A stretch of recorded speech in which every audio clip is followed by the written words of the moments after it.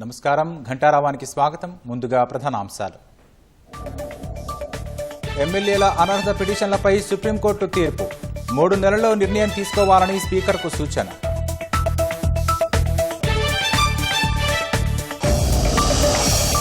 న్యాయస్థానమే వేటు వేయాలన్న విజ్ఞప్తి తిరస్కరణ. పార్లమెంటే చట్టం తీసుకురావాలని కోర్టు అభిప్రాయం.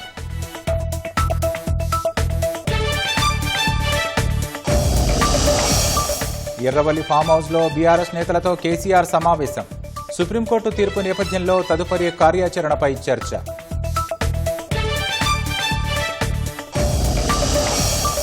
ప్రభుత్వానికి కాళేశ్వరం కమిషన్ తుది నివేదిక. నీటిపారుదల శాఖ ముఖ్య కార్యదర్శికి అందించిన justice PC Ghosh.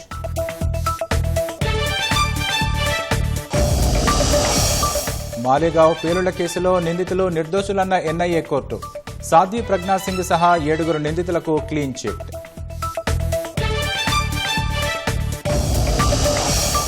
Bharat Russia వాణిజ్యాన్ని పట్టించుకోబోనన్న ట్రంప్. ఆర్థిక వ్యవస్థలను నాశనం చేసుకుంటున్నారంటూ విమర్శలు.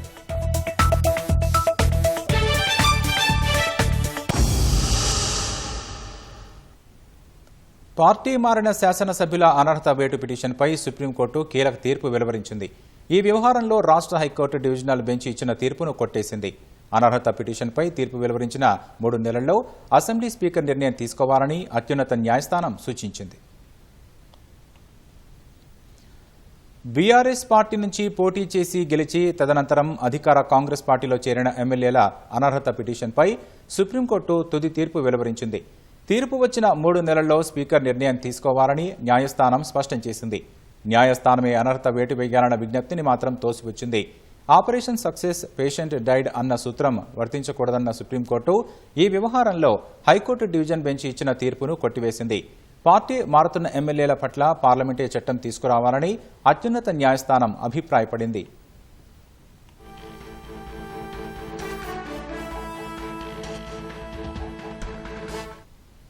పార్టీ మారిన 10 మంది ఎమ్మెల్యేలను అనర్హులుగా ప్రకటించాలంటూ తాము దాఖలు చేసిన అనర్హత పిటిషన్లపై స్పీకర్ నిర్దిష్ట గడువులోగా నిర్ణయం తీసుకునేలా ఆదేశాలు జారీ చేయాలని కోరుతూ భారత రాష్ట్ర సమితి, ఆ పార్టీ కార్యనిర్వాహక అధ్యక్షుడు కేటీఆర్, ఎమ్మెల్యేలు పాడి కౌశిక్ రెడ్డి, కేపీ వివేకానంద, జి జగదీష్ రెడ్డి, పల్లా రాజేశ్వరరెడ్డి, చింతా ప్రభాకర్, కల్వకుంట్ల సంజయ్, భాజపా శాసనసభాపక్ష నాయకుడు ఏలేటి మహేశ్వరరెడ్డి వేర్వేరుగా సుప్రీంకోర్టులో పిటిషన్లు దాఖలు చేశారు.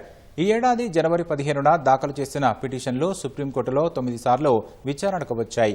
ఈ సందర్భంగా అనర్హత వేటుపై ఫిర్యాదు చేసి 9 నెలలవుతున్నా స్పీకర్ నిర్ణయం తీసుకోలేదని పిటిషన్లో పేర్కొన్నారు. కడియం శ్రీహరి, తెల్లం వెంకట్రావు, దానం నాగేందర్కు వ్యతిరేకంగా ఎస్ఎల్పీ దాఖలు చేయగా మిగిలిన 7 ఎమ్మెల్యేలకు వ్యతిరేకంగా రిట్ పిటిషన్ దాఖలు చేశారు. కాంగ్రెస్ అనైతికంగా బీఆర్ఎస్ ఎమ్మెల్యేలను చేర్చుకుందని, ఇది రాజ్యాంగ విలువలకు విరుద్ధమని పిటిషన్లో ఆరోపించారు. దానం నాగేందర్ లోక్సభ ఎన్నికల్లో కాంగ్రెస్ అభ్యర్థిగా పోటీ చేయడం, ఇతర ఎమ్మెల్యేలు కాంగ్రెస్ జెండాలతో ముఖ్యమంత్రితో కనిపించడం వంటి ఉదాహరణలు పేర్కొన్నారు.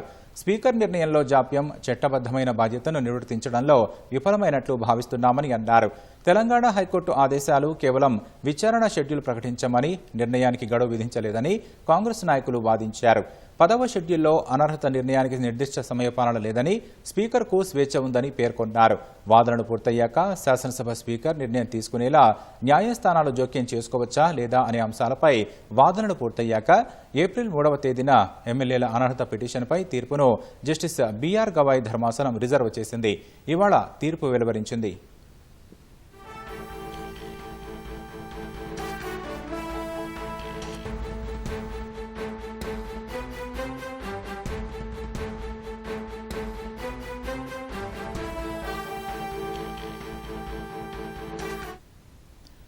(2023) అసెంబ్లీ ఎన్నికల్లో బీఆర్ఎస్ పార్టీ టికెట్పై గెలిచిన 10 మంది ఎమ్మెల్యేలు పోచారం శ్రీనివాసరెడ్డి, కాలే యాదయ్య, సంజయ్ కుమార్, బండ్ల కృష్ణమోహన్ రెడ్డి, గూడెం మహిపాల్ రెడ్డి, టి ప్రకాష్ గౌడ్, అరకపొడి గాంధీ, దానం నాగేందర్, తెల్లం వెంకట్రావు, కడియం శ్రీహరిల అనర్హత కోరుతూ దాఖలు చేశారు.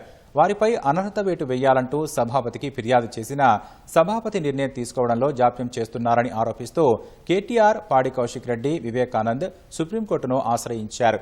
సుప్రీంకోర్టు 2020 ఉత్తర్వుల ప్రకారం అనర్హత పిటిషన్లపై స్పీకర్ 3 నెలల్లో నిర్ణయం తీసుకోవాలని, అలాగే 2024లో రాష్ట్ర హైకోర్టు స్పీకర్ను 4 వారాల్లో విచారణ షెడ్యూల్ ఖరారు చేయమని ఆదేశించినప్పటికీ స్పీకర్ చర్యలు తీసుకోలేదని పిటిషనర్లు వాదించారు. 2025 ఫిబ్రవరి 3న సుప్రీంకోర్టు అనర్హత పిటిషన్లపై నిర్ణయం తీసుకోవడానికి సహేతుకమైన కాలం ఎంతని తెలంగాణ అసెంబ్లీ సెక్రటరీని ప్రశ్నించింది. మార్చి 4న కోర్టు జాప్యం వల్ల ప్రజాస్వామ్య సూత్రాలపై ప్రభావం ఉంటుందని, ఆపరేషన్ విజయవంతం, రోగి మరణం వంటి పరిస్థితి ఉండకూడదని వ్యాఖ్యానించింది. మార్చి 26న స్పీకర్ కార్యాలయం ఏడాది పాటు ఎలాంటి గడువు నిర్ణయించకపోవడంపై కోర్టు అసంతృప్తి వ్యక్తం చేసింది. 2025 ఏప్రిల్ 3న సుప్రీంకోర్టు వాదనను ముగించి తీర్పు రిజర్వ్ చేసింది. ఇందులో ప్రతివాదులుగా తెలంగాణ శాసనసభ స్పీకర్ సహా ఎమ్మెల్యేలను చేర్చిన న్యాయస్థానం సుదీర్ఘ వాదన తర్వాత ఈ రోజు తీర్పు వెలువరించింది.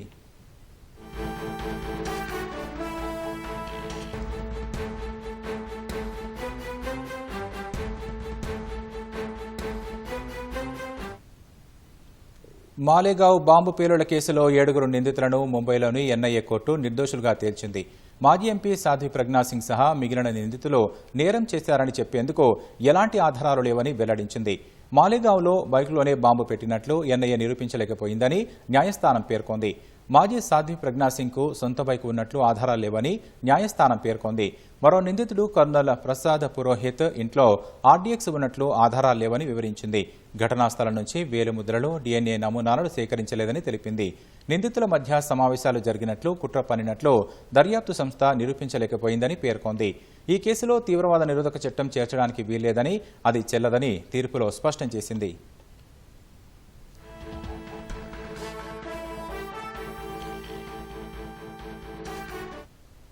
2008 సెప్టెంబర్ 29న మాలేగావ్లో మసీదు వద్ద పార్క్ చేసిన బైకులో బాంబు పేలి 6 దుర్మరణం చెందారు. 100 మందికి పైగా గాయపడ్డారు. ఈ కేసులో బీజేపీ నాయకురాలు, మాజీ MP Pragya Singh Thakur, lieutenant colonel Prasad Purohit, retired major Ramesh ఉపాధ్యాయ, అజయ్ రాహిర్కర్, సుధాకర్ ద్వివేది, సుధాకర్ చతుర్వేది, సమీర్ కులకర్ణి నిందితులుగా ఉన్నారు. 17 సంవత్సరాల తర్వాత ఈ కేసులో తీర్పు వెలువరించిన ఎన్ఐఏ ప్రత్యేక కోర్టు నిందితులు అందరినీ నిర్దోషులుగా ప్రకటించింది. ఈ కేసులో 2018లో ప్రారంభమైన విచారణ 2025 ఏప్రిల్ 19న ముగియగా ఆ రోజే తీర్పును రిజర్వ్ చేసిన న్యాయస్థానం నేడు వెలువరించింది.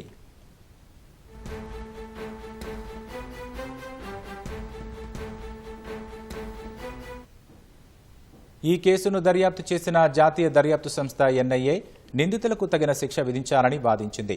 ముస్లిం జనాభా గణనీయంగా ఉన్న మాలేగావ్లో ఈ పేలుడు ద్వారా ముస్లిం సమాజంలోని ఒక వర్గాన్ని భయభ్రాంతులకు గురి చేయడానికి ప్రయత్నించారని ఎన్ఐఏ ఆరోపించింది. మతపరమైన ఉద్రిక్తతలను సృష్టించడానికి, అంతర్గత భద్రతకు ముప్పు కలిగించడానికి కుట్ర చేశారని ఆరోపించింది. ఇందుకు ఖచ్చితమైన నిరూపించదగిన ఆధారాలు ఉన్నట్లు ఎన్ఐఏ వాదించింది. నిందితులు కుట్రలో నేరుగా పాల్గొన్నారని తెలిపింది. రంజాన్ మాసంలో నవరాత్రికి ముందు పేలుడు జరపడం ద్వారా ముస్లిం సమాజంలోని మత కలహాల భయం సృష్టించాలనే ఉద్దేశంతోనే నిందితులు ఈ చర్యకు పాల్పడినట్లు ఎన్ఐఏ తెలిపింది. ఈ కేసును మొదట Maharashtra anti terrorism squad ATS దర్యాప్తు చేసింది. 2011లో ఎన్ఐఏకు బదిలీ చేసింది. 2018లో 7 నిందితులపై అభియోగాలు మోపిన తర్వాత విచారణ ప్రారంభమైంది. విచారణ సమయంలో ప్రాసిక్యూషన్ 323 మంది సాక్షులను ప్రవేశపెట్టింది. వీరిలో 37 మంది తర్వాత మాట మార్చారు.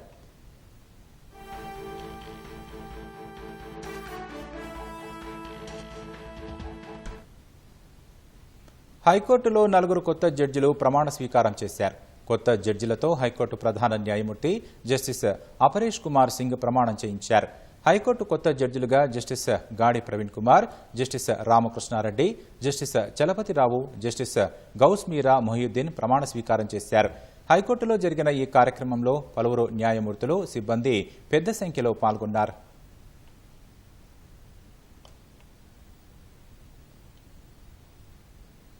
నాగార్జున సాగర్ జలాశయానికి భారీగా వరద ప్రవాహం వస్తుండటంతో 26 గేట్లు ఎత్తి అధికారులు నీటిని దిగువకు విడుదల చేస్తున్నారు.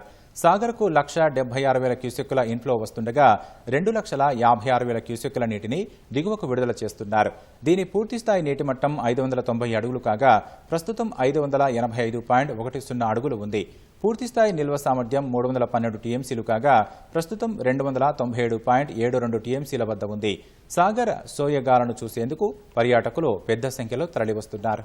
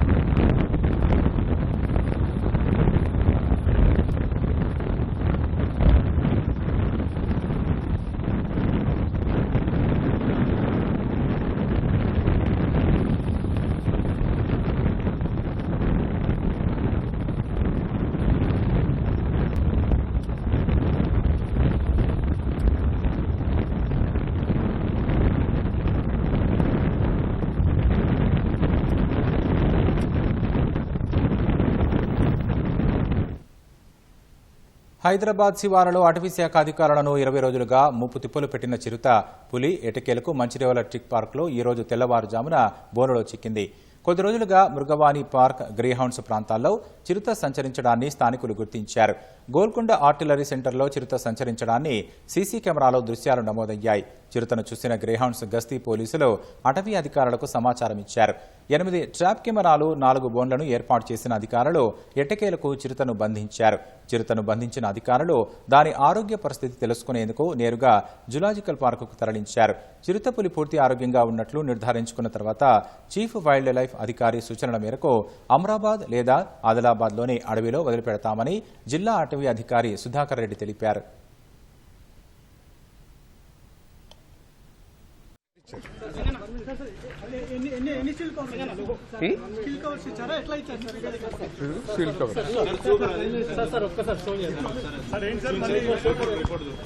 రిపోర్ట్ ఓపెన్ చేయలేదు.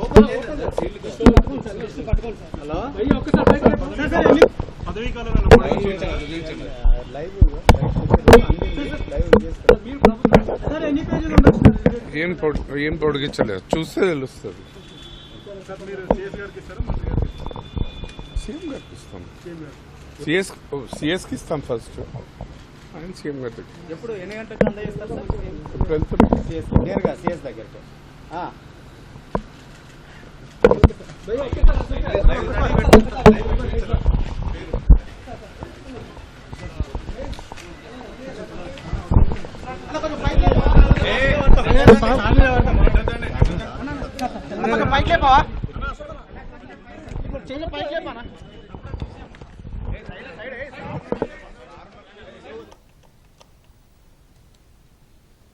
భారత్ నుంచి చేసుకునే దిగుమతులపై 25% సుంకం ప్రకటించిన అమెరికా అధ్యక్షుడు డొనాల్డ్ ట్రంప్ మరోసారి విమర్శలు చేశారు. రష్యాతో భారత్ ఇలాంటి వాణిజ్య ఒప్పందం చేసుకున్నా తాను లెక్క చేయబోనని తన సొంత సామాజిక మాధ్యమం ట్రూత్ సోషల్లో పోస్టు పెట్టారు. ఆ రెండు దేశాలు తమ ఆర్థిక వ్యవస్థలను మరింత దిగజార్చుకున్నాయని ఆయన వ్యాఖ్యానించారు. న్యూఢిల్లీతో చాలా తక్కువ వ్యాపారం చేస్తున్నామని ట్రంప్ పేర్కొన్నారు. దానికి కారణం భారత్ అత్యధికంగా సుంకాలు విధించడం వల్లేనని ఆరోపించారు. ఈ సందర్భంగా రష్యా, అమెరికా కలిసి ఎలాంటి వ్యాపారం చేయట్లేదని ట్రంప్ స్పష్టం చేశారు. రష్యా మాజీ అధ్యక్షుడు దిమిత్రీ మెద్వెదేవ్ పైన ఆయన విరుచుకుపడ్డారు. మెద్వెదేవ్ ప్రమాదకరంగా ప్రవర్తిస్తున్నారని హెచ్చరించారు. భారత్పై 25% సుంకాలు విధించిన అమెరికా మన దేశానికి చెందిన చమురు సంస్థలపైన ఆంక్షలు విధించింది. ఇరాన్ నుంచి పెట్రోలియం ఉత్పత్తులను కొనుగోలు, మార్కెటింగ్ చేస్తున్నారనే అభియోగాలపై ప్రపంచవ్యాప్తంగా 20 సంస్థలపై ఆంక్షలు విధించింది. వాటిలో భారత్కు చెందిన 6 కంపెనీలు ఉన్నాయి. చమురు విక్రయాలతో నిధులు సమకూర్చుకొని మధ్యప్రాచ్యంలో సంఘర్షణలు, అస్థిరతకు ఇరాన్ ఆజ్యం పోస్తోందని అమెరికా ఆరోపించింది. అందుకే ఇరాన్ నుంచి పెట్రోలియం, పెట్రోకెమికల్ ఉత్పత్తుల వాణిజ్యంలో భాగస్వాములైన 20 సంస్థలపై ఆంక్షలు విధిస్తున్నట్లు తెలిపింది. భారత్, యుఏఈ, తుర్కియే, ఇండోనేషియాలకు చెందిన కంపెనీలు ఈ జాబితాలో ఉన్నాయి. Kanchan polymers, alchemical solutions, Ramanik Lal Gosalia and company, Jupiter కైడ్మెన్ private limited, global industrial chemicals, persistent petrochem private లిమిటెడ్లపై అమెరికా ఆంక్షలు విధించింది. ఆంక్షలు విధించిన కంపెనీలు, వ్యక్తులకు అమెరికాలో ఆస్తులు ఉంటే వాటిని జప్తు చేస్తారు. ఆపరేషన్ సింధూర్పై చర్చ సందర్భంగా రాజ్యసభలో కేంద్ర హోంమంత్రి అమిత్ షా చేసిన ప్రసంగంపై ప్రధాని నరేంద్ర మోదీ ప్రశంసలు కురిపించారు. అమిత్ షా అద్భుతంగా జవాబిచ్చారని కొనియాడారు. జాతీయ భద్రత, తీవ్రవాదం పోరులో ప్రభుత్వ నిబద్ధతను విపులంగా చెప్పారని మోదీ పేర్కొన్నారు. ఈ మేరకు సామాజిక మాధ్యమం ఎక్స్లో ప్రధాని మోదీ పోస్టు చేశారు. విదేశాంగ మంత్రి జయశంకర్ ప్రసంగం అసాధారణమని మోదీ పేర్కొన్నారు. తీవ్రవాదాన్ని అంతర్జాతీయ సమస్యగా ప్రపంచ దేశాల దృష్టికి తీసుకెళ్తున్న భారత కృషిని జయశంకర్ వివరించారని తెలిపారు. ఆపరేషన్ సింధూర్ ద్వారా పాక్కు గట్టి జవాబు ఎలా ఇచ్చింది, భారత పౌరుల భద్రత కోసం ప్రభుత్వం చేసిన కృషిని విదేశాంగ మంత్రి వివరించారని మోదీ పేర్కొన్నారు.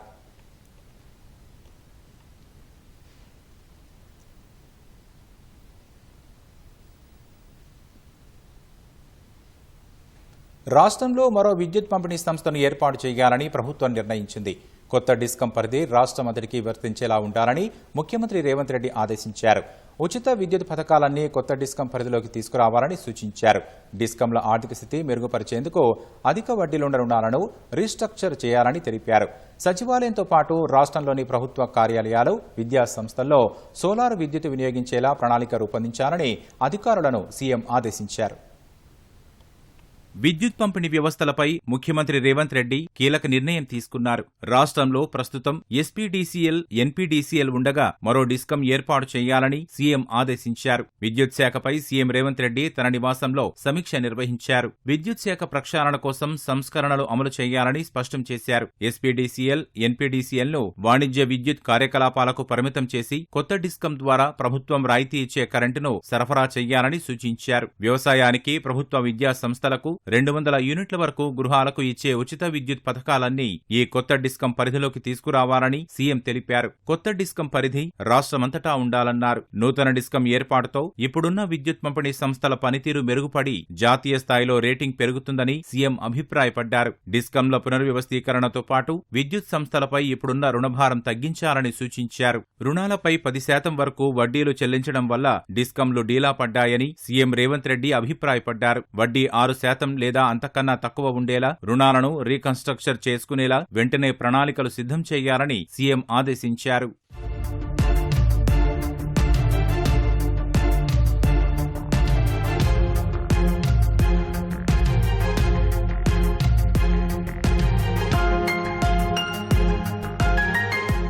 రాష్ట్ర వ్యాప్తంగా ప్రభుత్వ కార్యాలయాలు, విద్యుత్ సంస్థల్లో సోలార్ విద్యుత్ వినియోగాన్ని అందుబాటులోకి తీసుకురావాలని అధికారులకు తెలిపారు. సోలార్ ప్లాంట్ల ఏర్పాటు కోసం అనువైన భవనాలను గుర్తించే బాధ్యతను కలెక్టర్లు తీసుకోవాలన్నారు. సచివాలయానికి సౌర విద్యుత్ అందించే ఏర్పాట్లు చేయాలని సీఎం రేవంత్ రెడ్డి ఆదేశించారు. సచివాలయంలో ఎండాకాలం వాహనాల పార్కింగ్ ఇబ్బందిగా ఉన్నందున ఆర్&బి, విద్యుత్ శాఖ కలిసి సోలార్ రూఫ్ టాప్ షెడ్లు ఏర్పాటు చేయాలని ముఖ్యమంత్రి తెలిపారు. విద్యుత్ అవసరాలతో పాటు పార్కింగ్ ఇబ్బందులు తొలగిపోయేలా సచివాలయం చుట్టూ solar fencing, solar roof top ఏర్పాటు చేయాలని అధికారులకు సీఎం సూచించారు. ఇందిరా సోలార్ గిరిజల వికాసం పథకాన్ని రాష్ట్ర వ్యాప్తంగా గిరిజన, ఆదివాసీ, ఏజెన్సీ ఏరియాల్లో వెంటనే అమలు చేయాలని ఆదేశించారు. 3 ఏళ్లలో 2,10,000 మంది ఎస్టీ రైతులకు 6 లక్షల ఎకరాలకు సౌర విద్యుత్ పంపు సెట్లు ఇవ్వాలన్న లక్ష్యాన్ని చేరుకోవాలని స్పష్టం చేశారు. సమీక్షలో ఉప ముఖ్యమంత్రి భట్టి విక్రమార్క సహా ఉన్నతాధికారులు పాల్గొన్నారు.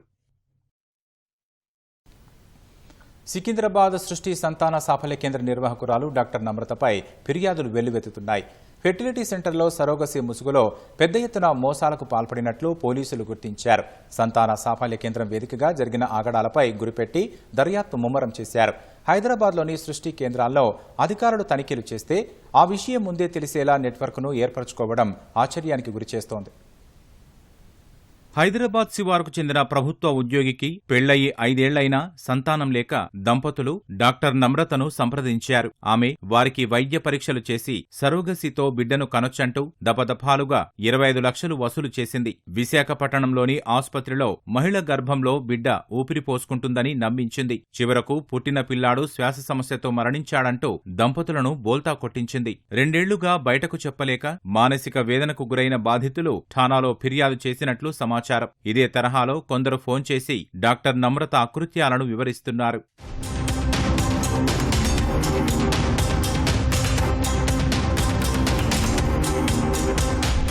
సికింద్రాబాద్ యూనివర్సల్ సృష్టి ఫెర్టిలిటీ సెంటర్ సరోగసీ ముసుగులో దంపతుల నుంచి అండాలు, వీర్యకణాలు సేకరించేది. అద్దె గర్భంతో బిడ్డను ఇస్తామని మభ్యపెట్టి నవజాత శిశువులను కొని వారి చేతికిచ్చేవారు. తాజాగా ఓ బాధితురాలి ఫిర్యాదుతో సృష్టి బండారం బట్టబయలైంది. ప్రధాన నిందితురాలు డాక్టర్ నమ్రత, ఆమె కుమారుడు జయంతి కృష్ణను కస్టడీకి కోరుతూ న్యాయస్థానంలో పోలీసులు పిటిషన్ దాఖలు చేశారు. విచారణ జరిపిన న్యాయస్థానం తీర్పు ఇవాళ్టికి వాయిదా వేసింది. దేశవ్యాప్తంగా సృష్టి మోసాలతో సంబంధమున్న వైద్యులు, ఆస్పత్రులు, శిశు విక్రయ ముఠాల లింకులను ఛేదించేందుకు పోలీసులు సిద్ధమయ్యారు. వైద్యారోగ్య, శిశు సంక్షేమ శాఖలతో సమన్వయం చేసుకుంటూ లోతైన దర్యాప్తు చేపట్టారు. బాధితులు ధైర్యంగా ముందుకొచ్చి ఫిర్యాదు చేయాలని పోలీసులు సూచిస్తున్నారు.